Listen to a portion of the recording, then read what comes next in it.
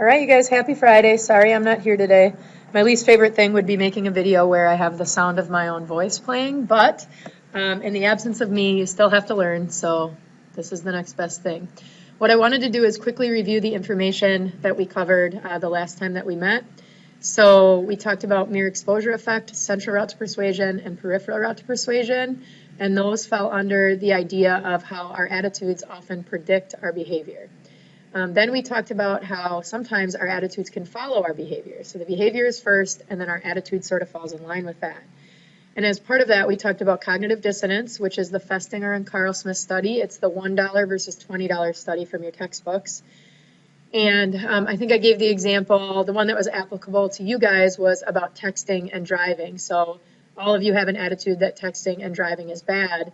But when you find that your behavior isn't falling in line with that attitude, it creates like a psychological tension that you're motivated to reduce. And that either changes your attitude about texting and driving or your behavior. And we find that it typically changes your attitude. Compliance strategies then that we talked about, I'm not sure if we got to these in 6th hour or not, but door in the face is where you make a request of somebody that is so large that it's sure to be denied. Think of the door being slammed in your face. And then sometime later you follow up with a request that appears smaller but is what you wanted all along. And the example I gave for that was about when I was in high school asking my parents to go to prom. The foot in the door technique is a compliance strategy where you start with something really small just to kind of get your foot in the door. And then once someone agrees to that request, you add on a few more things. So will you pick me up for school tomorrow? And then somebody says yes, and they're feeling kind of good about themselves for saying yes. And then you're like, great, I have to be at school at 7:30 for an AP review. And that person is more likely to go along with it because they've already committed. And then norm of reciprocity talks about how if you do something for me, I'll do something for you. And that just kind of continues. And that's sort of the norm of behavior. It changes a little bit when you start to talk about long-term relationships and things like that. But it's a good compliance strategy. Somebody helps you out, then you ask them, and you'll be able to help them out as well. So with role-playing then, that's the last one that we need to talk about. Philip Zimbardo is kind of the big researcher on role-playing. And what this is looking at is what impact does playing a role have? Playing a role is a behavior, right? Like you're doing something.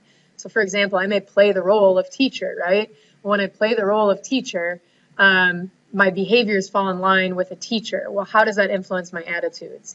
And so Zimbardo did the famous Stanford prison study. It's a really important one you need to know. Top 3 in social psych, top 25 in all of psychology. Okay, so what your substitute is going to do in a second is pause this video and play about a 7-minute clip of Philip Zimbardo talking through the Stanford prison study. You'll see some live footage, and I just want you to kind of watch and think about that, and then you'll be able to discuss after.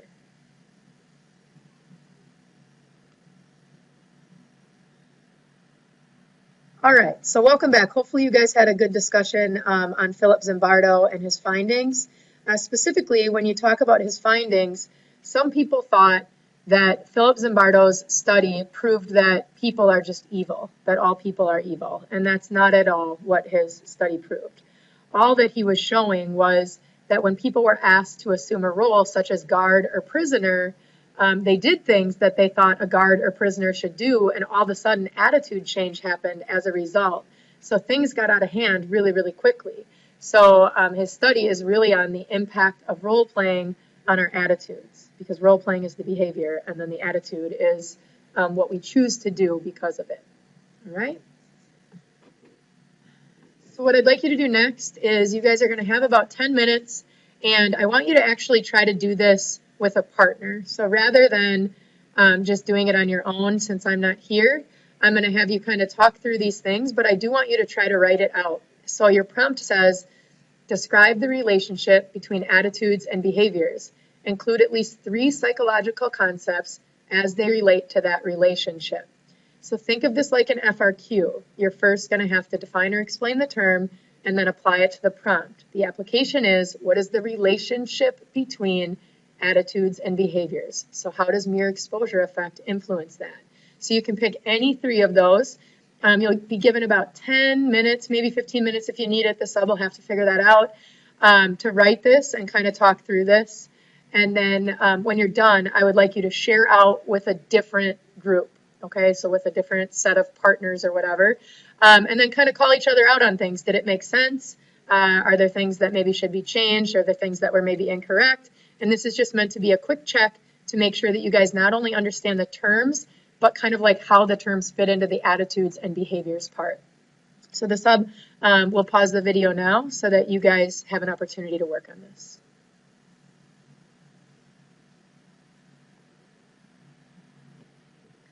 All right, guys, I hope that went well.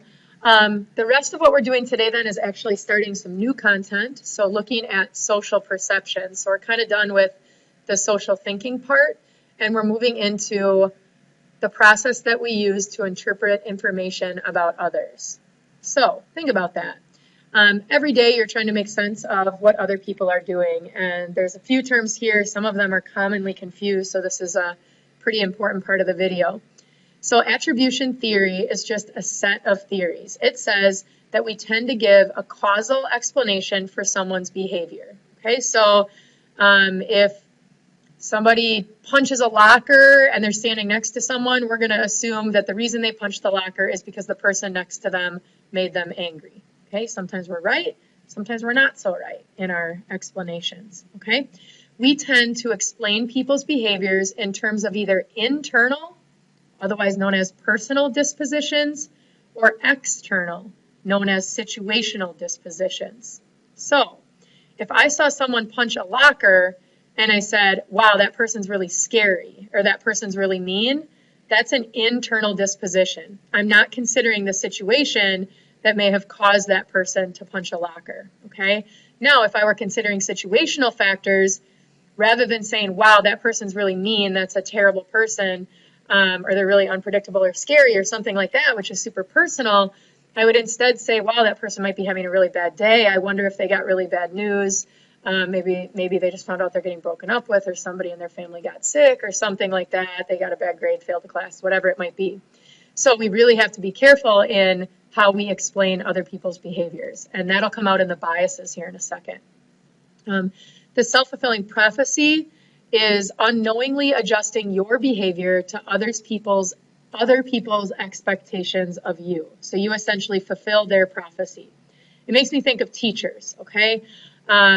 If you walk into class one day and you're late, or the first couple times to class you're late, and then you don't turn in the first assignment on time or something like that, I, as a teacher, may have a low expectation of you, okay? So I start treating you kind of like you don't really care about the class, and I don't really care if you care about the class, and all of those things. And you may have been a really good student all along, but you unknowingly adjust your behaviors to my expectations, and my expectations of you are low. So it's really important to understand self-fulfilling prophecy, because if we have high expectations of other people, they tend to live up to our expectations. But if we have low expectations of others, they tend to sort of live down to those expectations, all right? When we try to make sense of other people, we screw it up a lot. So the next section goes through 5 different areas that we screw up, 5 different biases in how we observe other people. So the fundamental attribution area is the first one, and it's the tendency to overestimate personal or internal influences and underestimate situational influences when explaining the behavior of others. So kind of like I was talking about with attribution theory above when I said personal versus situational. So think about what that means. If when I'm trying to make sense of other people, I assume that everything they're doing is a result of who they are as a person, then that's a bit problematic because I'm not considering any situational factors. So again, let's go the teacher route. A student walks into class late, a student turns in their work late, and automatically I think they're lazy, they're disrespectful, they don't care, they're not going anywhere in life. That's a lot of personal, right? That's a lot of internal kind of like estimations that I'm making about that person without considering the situation. What if the situation is that they drive from Madison and they have to drop their sibling off every day, or they have to take public transportation or something like that? What if other situational factors are that they work every night right after school until 11 o'clock, so they don't really have an opportunity to get their classwork done? Well, then I made all these really personal judgments about them without at all considering the situation. So you can see how that would create a biased perception. The next one is false consensus effect, and that's the tendency to overestimate the extent to which others agree with you. We do this all the time. So let's just say politics, okay? Somebody was just talking about in class Wednesday when I saw you guys. She said, yeah, I was talking with students from another school, and I kind of made a political comment, a negative political comment about Donald Trump, and they sort of like jumped on me about it.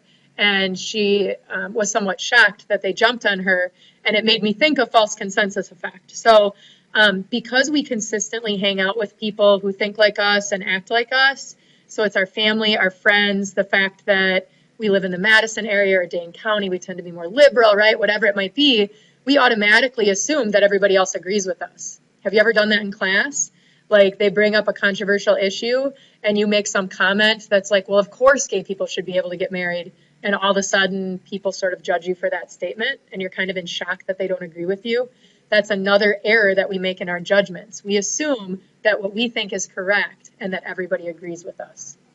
The next one is self-serving bias, and that's the tendency to attribute one's successes to personal characteristics and one's failures to factors beyond their control.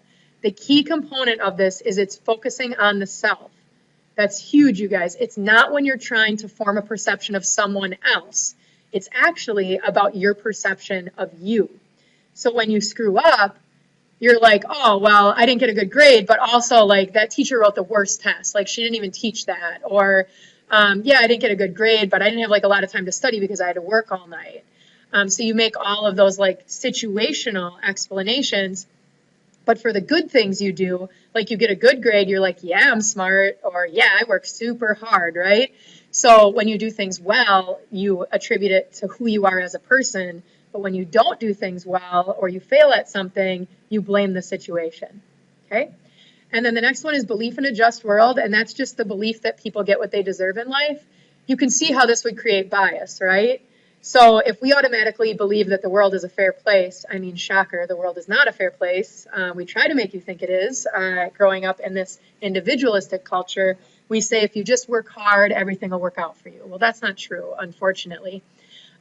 So if we believe in a just world, then we believe that when people are unemployed or they're on assistance or something like that, that it's because they aren't working hard and it's because they don't want a job and all of these different things. Or when people get sick, it's kind of like, that must be payback for something that you've done in your lifetime. So belief in a just world can be pretty powerful. And we do tend to see it with more extreme religion than we tend to see it with like average everyday individuals. The last one then is actor-observer bias, and this is the tendency to attribute other people's behavior to internal causes while attributing your own behavior to external causes. So basically what this one does, you guys, is it combines fundamental attribution error, which just focuses on others, and sort of a piece of the self-serving bias, okay?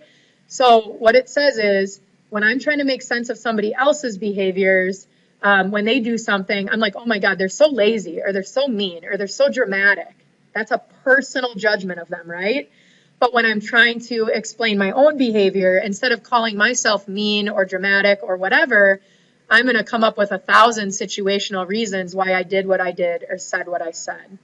Fundamental attribution error, self-serving bias, and actor-observer bias are actually 3 of the most commonly confused terms. So what I'm going to have you guys do next is your sub is going to put you guys into groups, and then you're going to do a quick word sort to try to match terms to actual examples, and then you're going to talk through that. So please take this seriously. Please take time to do this because these terms are extremely important. And that's the majority of what I really have for you guys today, okay?